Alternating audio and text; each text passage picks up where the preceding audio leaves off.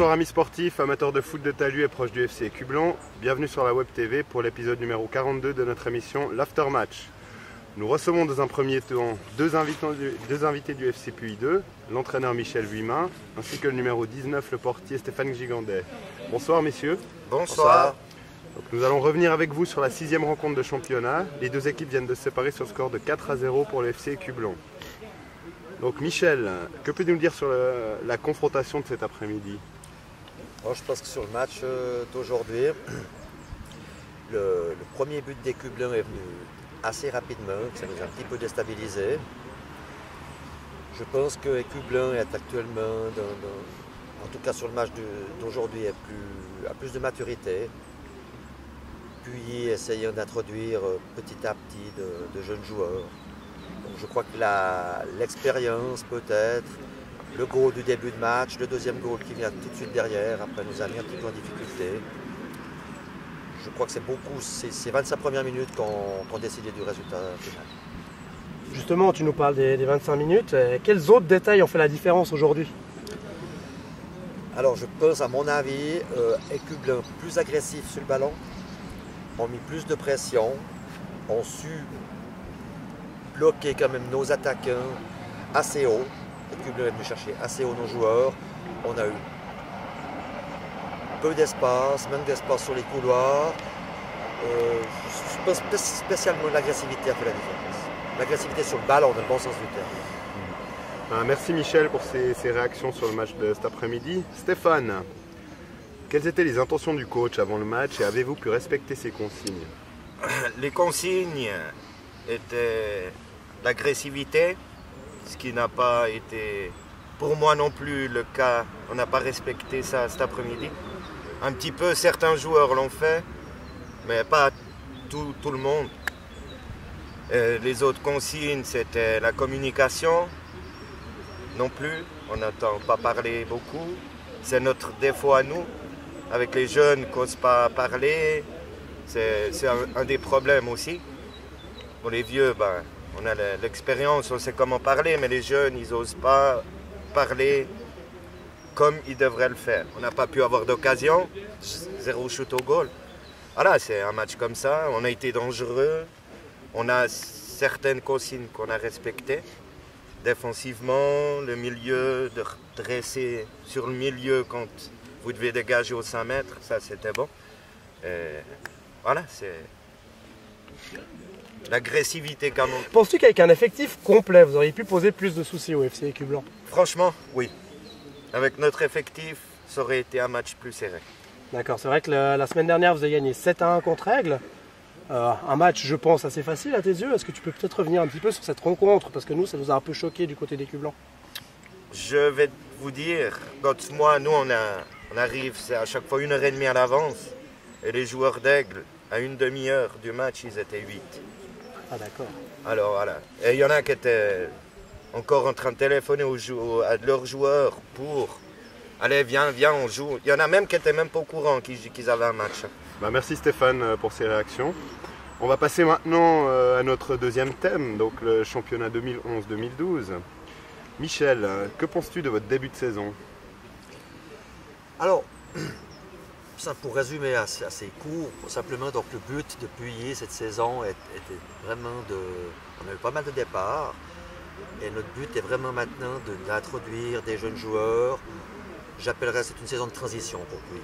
Donc saison de transition, ça veut dire pour nous assurer le maintien en 3e ligue. Dans l'optique que vraiment maintenant on veut essayer de garder nos jeunes. Généralement on n'a pas de juniorat, on ne veut pas de juniorat à Puy. Pourquoi? C'est une décision du comité, mais il faut qu'ils prennent leurs responsabilités. Alors, ces jeunes, on va les introduire petit à petit en 3e ligue. Également, dans le futur, c'est peut-être créer une 3, éventuellement, parce qu'on n'a pas de juniorat. Il y a beaucoup de B qui vont arriver. Mais principalement, le but de la saison est d'introduire petit à petit des jeunes et assurer le maintien en 3e ligue. Quelles sont les principales qualités de ton effectif? Alors, c'est vite résumé aussi, c'est vraiment la jeunesse, c'est la cohésion qui actuellement commence à venir entre les anciens, entre parenthèses anciens parce que c'est encore des jeunes, je dirais, et c'est jeune. Je crois que la principale qualité, qu'on a un bon esprit d'équipe. On est vraiment une bande je dirais, de copains. C'est important. Pour nous, on est une 2. On est une 2. On a une équipe en deuxième ligue, donc on ne peut pas monter en deuxième ligue. Mais introduire les jeunes, amitié, football, le football de l'amitié est vraiment le maintien en troisième ligue. Assurer le maintien en troisième ligue. Le but de la saison, c'est le maintien en troisième ligue. Je suis assez d'accord avec toi. C'est vrai que la deuxième équipe devrait souvent en fait être le passage pour nos juniors pour qu'après ils éclatent en première. C'est un tremplin, c'est un tremplin. Et il y en a qui seront capables. Si on prend le jeune Terry Marmier qui a 16 ans, c'est un joueur dans 2-3 ans. 2-3 absents d'aujourd'hui qui sont jeunes aussi, c'est peut-être des joueurs qui vont faire le saut. Je leur souhaite ça. Tout à fait Michel.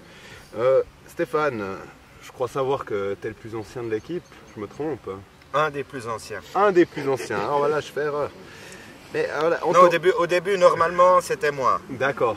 Mais après, il y a Peter, qui n'est pas là aujourd'hui avec sa femme, mais en salle d'accouchement. Ah, félicitations alors, à lui. On lui fait un petit coucou. On lui dira, on lui dira qu'il n'était pas là, qui est le plus vieux, qui a 36 ans. Il y a le Luc, le numéro 6, qui est aussi le plus vieux. Mais là, il a dit qu'il faisait une année sabbatique, mais tu vois, comme on est un peu limite, il a dit, oh, si vous êtes limite, je veux bien venir donner un coup de main. Ouais. Alors c'est déjà le deuxième match qui vient nous aider, parce qu'on est limite. Et voilà. Mais en tant qu'ancien, justement, je voulais te demander, quels sont tes objectifs personnels au sein de cette deuxième garniture? Mes objectifs, c'est faire travailler, faire prendre confiance aux jeunes. Comme moi, ça fait, voilà, je ne sais plus combien de temps ça fait que je joue en deuxième ligue, en troisième, même je joue en deuxième ligue inter. Bon, ça voilà. Mais c'est d'aider ces jeunes qui incorporent l'équipe, à qui se sentent bien. Pas qu'ils viennent et puis après, oh non, la 2, c'est. Oh, Gigus, c'est mon surnom, oh, il est méchant, il parle pas bien. Ou tous les autres. Voilà, c'est les incorporer, qu'ils soient bien avec nous, qu'ils aient du plaisir et qu'on se voie le mardi, jeudi et le week-end et qu'on se fasse plaisir et qu'on ait du plaisir à se voir. Donc avant tout, un travail d'encadrement. Voilà, ouais. Voilà. On va passer avec toi pour la dernière question. On voit que ce groupe 2 de 3e Ligue est très homogène. Aucune équipe n'arrive à se détacher pour l'instant. À ton avis, quelles équipes vont lutter pour le titre? De ce que j'ai vu, des équipes qu'on a jouées, il y a vous. Voilà, bon, on a vu, moi je suis aussi internet, j'ai vu vos 3 premiers matchs, c'était difficile. Après, vous remontez, voilà. Puis on a vu aujourd'hui, vous avez un bon fond de jeu. Pour moi, pour l'instant, la meilleure équipe qu'on ait jouée, c'est vous. Après, voilà. On est au milieu du championnat, on n'a pas vu.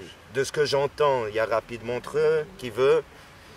Et voilà. On fera tout pour être plus au milieu qu'à la fin. Michel, Stéphane, on vous remercie du temps accordé à la Web TV pour ces réactions. On vous souhaite une bonne suite de championnat. Et voilà, on espère aussi que vous ne fassiez pas parmi de ces 2 derniers, mais je pense pas. Non, je pense pas non plus. Et nous, on vous remercie aussi pour l'interview, très sympathique. Et puis l'occasion de se revoir avec Cublin. Exactement, avec plaisir. Merci. Nous recevons maintenant 2 invités cublanais, le numéro 19, toujours à la pointe de la technologie, Daniel Alvarez, et l'homme au gant d'acier, Marco Tonzo. Donc on va revenir avec vous sur le match de cet après-midi, Dani. Donc avant de revenir plus en détail sur la prestation d'aujourd'hui du FC Cublon, peux-tu nous faire un bref résumé de ce match? Alors on a bien poussé, on est bien entré dans le match avec quelques occasions franches où on aurait pu marquer déjà la première minute je pense. Et puis on a baissé le rythme en deuxième partie de mi-temps quoi. Et deuxième mi-temps on est passé un peu avec 4 défenseurs. Les attaquants ont touché un peu plus le ballon, mais on n'est pas forcément rentré bien dans le match en deuxième mi-temps, puis on a bien fini quoi. Daniel, on sait que ces derniers temps, Cublon a fait 2 bonnes sorties en 3 jours. Aujourd'hui, c'était un peu moins bien, on va dire. Peux-tu revenir sur la performance des Yellow Boys? Ouais, on a eu la chance de marquer assez vite, mais je pense que c'était à double tranchant justement. Après, on s'est contenté peut-être de... Ouais, on s'est peut-être dit que c'était un peu trop tranquille, quoi. Et puis, c'est vrai qu'on était un peu en dessous, je trouve, au niveau performance, quoi. Mais l'essentiel, c'est on s'est pris 0 but déjà, donc c'est un deuxième blanchissage. On commence à être de plus en plus solide aussi. Et maintenant, il faut peaufiner aussi tout ce qui est construction et phase offensive, quoi. Relance aussi.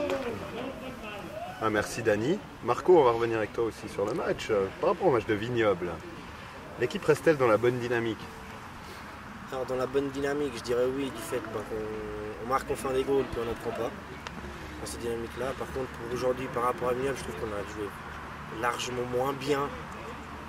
C'était beaucoup plus lent. Bon, l'adversaire aussi en face était moins fort. Hein. Mais par rapport à Vignoble, la dynamique, ouais. Question goal et puis pas en prendre. Ouais. Merci Marco. Peux-tu nous décrire l'action qui t'a le plus marqué cet après-midi, vu que tu n'as eu aucun shoot aujourd'hui de ton côté? Alors fais-moi chercher parce que l'action, ouais, allez, je vais dire c'est symbolique, mais le goal à aide. Parce que ça fait longtemps qu'on dit à chaque fois que les corners sont mal tirés, on ne marque pas sur corner, on n'est pas dangereux. Puis aujourd'hui, premier corner, goal. Puis on dit aussi qu'Ed il marque jamais. Hein. C'est vrai. Titine, il aime bien. Bon, il a mis du velcro sur la tête, il paraît. À tour de rôle, messieurs, pouvez-vous élire le joueur écublanais qui mérite la distinction de l'homme du match ce soir? On va peut-être commencer par Dani d'abord. Ça va être dur.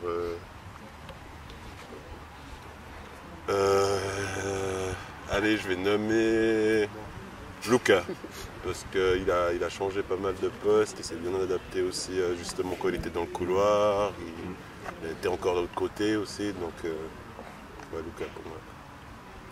Pour moi, même si on a essayé de me soudoyer à plusieurs reprises, je serais aussi d'avis sur Luka. Je pense qu'aujourd'hui il fait vraiment un bon match, très peu de relances loupées, toujours au bon endroit. Juste le soudoiement, Marco. Yvan, Roby, Mario, Jacques. Non, vous ne pouvez pas les voir, ils sont en face de moi, là-bas, ils sont assis à table. Ah, donc on confirme. Ouais, mais t'as oublié aussi Fabio, ils sont les trois là-bas. À part ça, non, vraiment Luka. Même si d'autres ont fait un bon match, Luka. Merci messieurs, on va revenir maintenant sur la suite du championnat et notre effectif qui est en train de reprendre un petit peu d'ampleur. Dani, peux-tu nous faire un petit bilan après ces 6 journées de championnat? Le bilan plus ou moins mitigé par rapport au début du championnat, quoi. Mais après, si on voit les 4 derniers matchs, c'est clair que comme Marco disait, on est dans une bonne dynamique, il ne faut pas tomber dans l'excès de confiance par contre. Mais là on voit par exemple qu'aujourd'hui on n'a pas forcément fait une grosse prestation et puis on gagne. Donc il ne faut pas justement la semaine prochaine contre Aigle, c'est une lanterne rouge. Donc, on a pris 7 le week-end dernier. Exactement, donc il ne faut pas qu'on commence à vraiment tomber dans la facilité, quoi. L'effectif est large, Daniel. Est-ce une qualité ou un fardeau, à tes yeux? C'est plutôt une qualité, quoi. Je veux dire. Après, c'est clair que c'est l'entraîneur qui a des choix un peu plus difficiles à faire. C'est toujours mieux d'avoir un effectif large que restreint, quoi. Ouais. Merci, Dani. Marco, première question. Brièvement, prochain match contre Aigle 2. Est-ce une peau de banane? Tout à fait. Non. Ça, c'est le match piège parce qu'on se dit que. Ils en ont pris 7 contre Puy, contre qui on a joué aujourd'hui, et puis qu'on a remarqué que c'était faible. Pas que c'était faible, non, je ne vais pas aller jusqu'à là, mais c'était pas fort. Et ce qu'il faut faire attention, c'est est-ce qu'il y aura des joueurs de la une? Ça, c'est toujours ça. Hein. Je reviens un peu sur ce qu'il disait Sud Vignoble, ça gangrène les championnats quand tu as des deux dans le groupe. Mais ouais, moi je crois qu'on va le prendre trop facilement. Et puis il faudra être attentif. Avec le retour de pas mal d'éléments, Titine n'aura-t-il pas trop de peine à faire ses choix? Non, je pense pas. Tu crois pas? Non. Il fait ses choix, il a un... Je suis pas toujours, comme je l'ai dit, je ne suis pas toujours d'accord avec ce qu'il dit, mais bon, c'est ses choix, on les respecte. Aujourd'hui, il fait des bons choix. L'équipe de départ, je pense, c'est ce qu'il pouvait mettre de mieux, aussi par rapport aux entraînements, aux présences aux entraînements. Maintenant, plus il a de choix, mieux c'est pour lui. Merci messieurs, on vous remercie de votre petit moment accordé à la Web TV. Nous vous remercions, chers internautes, d'avoir suivi cet épisode de l'Aftermatch. Nous vous souhaitons une bonne soirée et espérons vous retrouver nombreux sur notre site internet www.fc-écublon.ch pour revivre cette émission ainsi que les précédentes. Bonne soirée à tous. Bonne soirée. Bonne soirée. Si vous arrivez à reconnaître cette personne, allez rechercher. Si vous arrivez à le reconnaître. C'est Mathieu? Dani? C'est Daniel. Je les garde. Bon, chers internautes, vous risquez de ne pas trouver les mêmes invités la semaine prochaine. Il y en a qui risquent de disparaître de la circulation.